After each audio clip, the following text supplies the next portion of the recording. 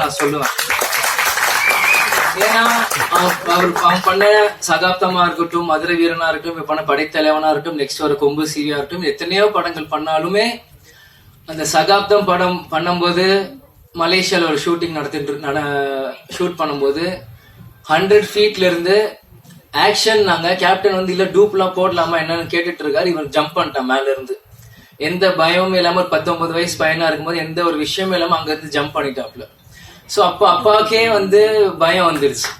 என்ன நீ பார்த்து குதிச்சிட்ட, நான் டூப் போடலாம் ஏதாச்சும் ரோப் கட்டலான்னு நீ பார்த்து தைரியமா குதிச்சிட்ட அப்படின்னும் போது ஷமு சொன்னாப்ல, கருப்பனையில படத்துல ஹெலிகாப்டர் நீங்க ரோப்பே இல்லாம தொங்கிட்டு வந்தீங்களே, அது எங்களுக்காக பண்ணும்போது உங்க மகன் நான் வரும்போது உங்களுக்காக நான் 100 மாடியில குதிக்கிறது எனக்கு என்ன, எனக்கு எந்த அச்சமும் இல்லை, உங்களுக்குள்ள அதே ரத்தம் தான் எனக்குள்ளயும் ஓடிட்டு இருக்கு அப்படின்னு ஷம்மு சொல்லும் போது உண்மையிலே அந்த இடத்துல நான் வேந்து பார்த்தேன். அதே மாதிரி சகாப்தம் ஒவ்வொரு ஷாட்டுமே தம்பி எப்படிலாம் ஃபைட் பண்ணியிருக்கான்ட்டு எனக்கு தெரியும்.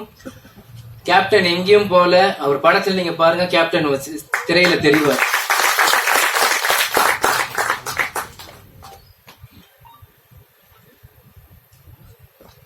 நம்ம மாமா சொன்ன மாதிரி ஃபர்ஸ்ட் படம் சகாப்தம் கார்த்திக் ராஜா சார் இசையமைச்சிருக்காரு. இந்த படம் இசைஞானி இளையராஜா சார் இசையமைச்சிருக்காங்க. நெக்ஸ்ட் கொம்பு சிவி யுவன் சங்கர் ராஜா இசையமைச்சிருக்காங்க.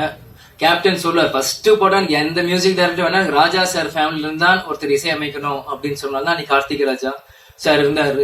இன்னைக்கு இசைஞானி Ilaiyaraaja sir, next Yuvan Shankar Raja sir. இது ஒரு பிளஸ்டா தான் நான் பாக்குறேன். ஏன்னா இளையராஜா சார் வந்து சத்ரியனாக இருக்கட்டும் எத்தனையோ பிஜிஎம் கேப்டனுக்கு போட்டு இன்னைக்கும் நம்மளுக்கு அந்த இன்ஸ்டாகிராம்ல ரீல் பார்க்கும், இன்னைக்கும் நம்மளுக்கு நரம்பு முறுக்கி ஏறும். ஜிம்முக்கு போறப்போ அந்த சத்ரியன் பிஜிஎம் கேட்டுதான் இன்னைக்கும் நம்ம போவோம். அந்த மாதிரி எவர்கிரீன் சாங்ஸ் கொடுத்திருக்காரு. இன்னைக்கு அடுத்த தலைமுறையை வர சண்முக பாண்டியனுக்கு அவர் கொடுக்கறது வந்து எனக்கு ஒரு பிளஸ்டான ஒரு விஷயமா நான் பாக்குறேன். அதே மாதிரி இந்த மேடையில இருக்கும் எல்லாருமே என்னோட சீனியர்ஸ், எனக்கு என்ன பேசுறதுன்னு தெரியல. அதனால உங்க எல்லாருக்குமே இந்த நேரத்தில் நான் கேட்கிறது ஷம்மு பிளஸ் பண்றதுக்காக எல்லாருமே இங்க வந்திருக்கீங்க. உங்க எல்லாருக்குமே இந்த நேரத்தில் என் நன்றியை நான் தெரிவித்துக் கொள்கிறேன்.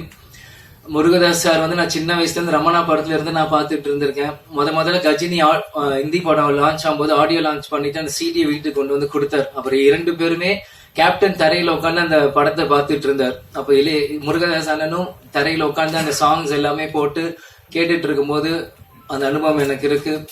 பொன்ராம் சாரும் சசிகுமார் சாரும் இப்ப தற்சமயமா ஷம்முகோட படம் பண்றப்போ பழக ஆரம்பிச்சேன். உண்மையிலேயே எப்படி நீங்க எல்லாம் கேப்டனை சொல்றீங்களோ அதே மாதிரி நான் சசிகுமார் சார் மாதிரி நான் பாக்குறேன். ரொம்ப டவுன் டு அர்த்தா அவர் பழகுறதும், அவர் என்கிட்ட சில டாக் விஷயங்கள் என்கிட்ட பேசுறதும், அந்த மாதிரி பல விஷயங்கள் சசிகுமார் சார் நான் பார்த்துட்டு இருக்கேன்.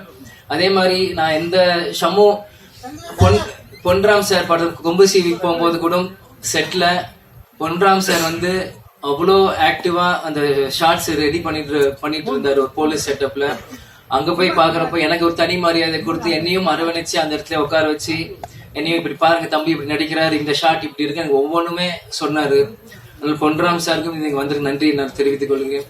கேப்டன் எப்பயுமே சொல்லுவார், நீங்க ஆர்டிஸ்ட் மேல ஸ்பெண்ட் பண்றதோட ஃப்ரேம்ல ஸ்பெண்ட் பண்ணுங்க ஒவ்வொரு படமும் அப்படின்னு சொல்லுவாங்க. அது மாதிரி படைத்தலைவன் பார்க்கும்போது ஒளிப்பதிவா சதீஷ் சார் வந்து ஃப்ரேம் பை ஃப்ரேம் உண்மையிலேயே சூப்பரா செஞ்சிருக்காரு. நேரத்தில் அவருக்கும் நான் என்னோட விஷஸ் நான் சொல்லிக்கிறேன். அதே மாதிரி பார்த்திபன் அண்ணன் கதை சொல்லிட்டு வரும்போது முதல்ல ஒரு நட்பை துணை முடிச்சுட்டு வந்து கதை சொல்றப்போ அவர் மேடையில் என்ன பேசுறோம் அதே தான் வீட்லயும் சொன்னார். கேப்டன் பிரபாகர் டைட்டில் வச்சிருக்கேன்ட்டு, அது கிடைக்கலன்ட்டு. அது கேப்டன் பிளெஸிங்கான்னு தெரியல, அது எங்களுக்கு வரும்னு நினைக்கிறேன் அந்த டைட்டில் ஃபியூச்சர்ல. அதே மாதிரி அன்பு அண்ணன் ஆரம்பத்துல இருந்து ஷம்மு ஒரு தம்பியாவே அவர் பார்த்துட்டு இருந்திருக்கு, அவர் ஹீரோவா பார்க்கல. அதே மாதிரி ஷம்மு அன்பு அண்ணனோட ஒரு பிரதரா தான் பழகிட்டு இருந்தாங்க. எப்போ போன் போட்டாலும் சொல்லுங்க பிரதர், என்ன பிரதர் என்ன விஷயம், எப்போ வரணும் ஷாட்டுக்கு, இந்த மாதிரி ஒவ்வொன்றுமே 2 பேருமே ஒரு பிரதர்லி ஃபீலிங்கா பேசிட்டு இருந்தாங்க. அது ஒரு வெளிப்பாடு தான் அந்த ஃப்ரேம்ல உங்களுக்கு தெரியுது. ஷம்மு எவ்வளவு உழைச்சிருக்காரோ அவர் சொல்றது ஒரு அண்ணன் போல சொல்றதுன்னு தம்பி அங்க கேட்டிருக்காரு. அதே மாதிரி கஸ்தூரி ராஜா சார் அவர் இந்த படத்துல உண்மையிலேயே நல்லா நடிச்சிருக்காரு. வீரமலைஞ்ச மண்ணில இருந்து எனக்கு அவருக்கு தெரியும். அது கஸ்தூரி ராஜா அப்படின்ற பேர் எப்படின்னா திருப்பதியில ஷூட்டிங் ஃபுல்லா அங்க போயிட்டு இருக்கும். அப்ப வந்து அந்த பேர் எனக்கு கேட்டுட்டே இருக்கும். அந்த பேர் எனக்கு ஆழமா மனசுல பதிஞ்சிருச்சு. பிறகு தனுஷாரும் செல்வராகவன் அண்ணனும் வரும்போது கஸ்தூரி ராஜாவோட அப்பா அப்படின்னு வரும்போது இன்னைக்கு அவரு ஷம்மு கூட நடிக்கிறப்போ அதுவும் ஒரு பெருமையான விஷயமா அதை நான் கருதுறேன். ஃபைனலா ஹீரோயின் என்னை பிரபா அண்ணான்ட்டீங்க, எனக்கு ஒன்றும் அவ்வளோ வயசு இல்ல.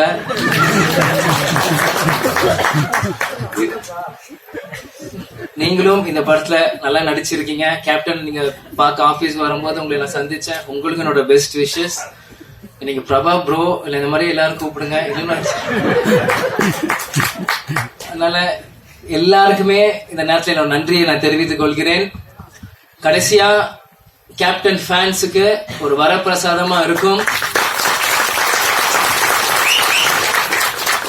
அந்த கடைசியில அந்த கேப்டன் கண்ணு காமிக்க போது எனக்குலாம் அழுக வந்துருச்சு. ஆனா எல்லாமே கண்ட்ரோல் பண்ணிட்டு சிரிச்ச முகத்தோட நிக்கிறேன். நான் அரசியல் மேடையில சொன்னதுதான் DMDK 2.0 ஸ்டார்ட் ஆகுதுன்ட்டு. அது ஒவ்வொரு இடத்துலயும் நீங்க பாப்பீங்க. வெறும் அரசியல் மேல இந்த சினிமாலையும் DMDK 2.0 அப்படின்னு ஸ்டார்ட் ஆகுனா இன்னைக்கு ஷம்மு ஒரு பக்கம் வருவாப்புல, நம்ம கட்சி ஒரு பக்கம் வளரும், நம்ம நினைச்ச கொள்கைகள் ஒரு பக்கம் வளரும். கேப்டன் விட்டு போன பணிகள் எல்லாமே நம்ம ஒண்ணு விடாம செய்வோம். அது சினிமாவாக இருந்தாலும் சரி, மக்கள் பணியாலும் சரி, அரசியல் இருந்தாலும் சரி. அதனால எல்லாமே இன்னைக்கு நாங்க இங்க நிக்கிறோம், இந்த மேடையில இருக்கிறோம், எல்லாத்துக்குமே அது காரணம் எங்க அப்பா, எங்க கேப்டன் மட்டும்தான். இந்த வீடியோ உங்களுக்கு பிடிச்சிருந்தா லைக் பண்ணுங்க, ஷேர் பண்ணுங்க, கமெண்ட் பண்ணுங்க, சப்ஸ்கிரைப் பண்ணுங்க, மறக்காம பெல் ஐகானை கிளிக் பண்ணுங்க.